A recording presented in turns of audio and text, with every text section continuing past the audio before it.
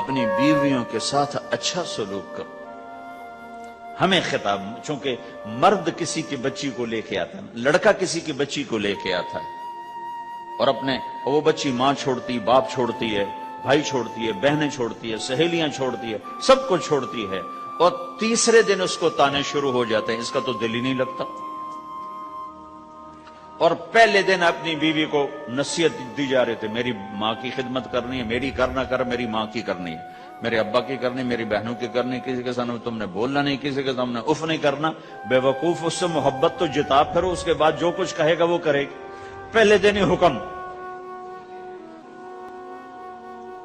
نہ تعلق بنا ہے، نہ محبت پیدا ہوئی ہے، اور نہ ابھی جوڑ بیٹھا ہے، اور پہلے دن حکم سنانے شروع کر دی.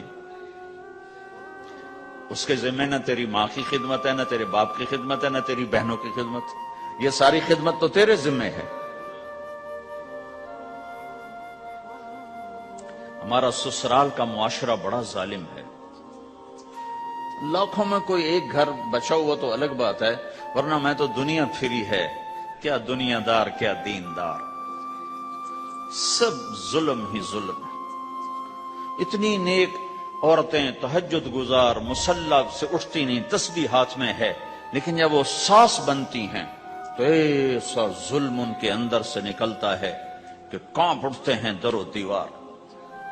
جب عورت ماں ہوتی ہے تو اس کے روئیں روئیں سے محبت کے چشمے پھوٹتے ہیں.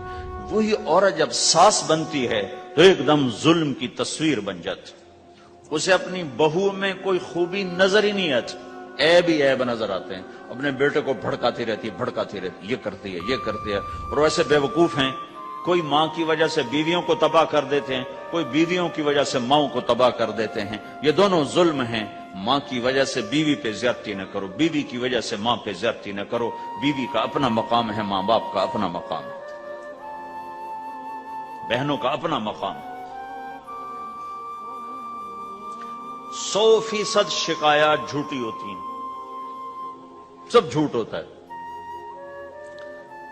اس لیے میرے رب نے دستور بتایا، ان جاءکم فاسق بنبأ فتبینوا.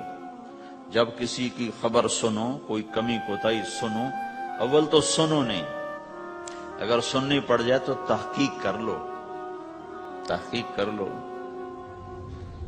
قاضی ایاس کے پاس آیا، ایک شخص آیا روتا ہوا، ہائے مر گیا، ہائے مر گیا. تو ان کے ساتھ ایک آدمی بیٹھے تھے، کہنے لگے حضرت اس کا قضیہ جلدی سے سن لیں، بیچارہ بڑا مظلوم لگتا ہے. کہنے لگے چپ کر، یوسف علیہ السلام کے بھائی بھی رات کو روتے ہوئے باپ کے پاس آئے تھے. ہر رونے والا مظلوم نہیں ہوتا، ہر رونے والا مظلوم نہیں ہوتا.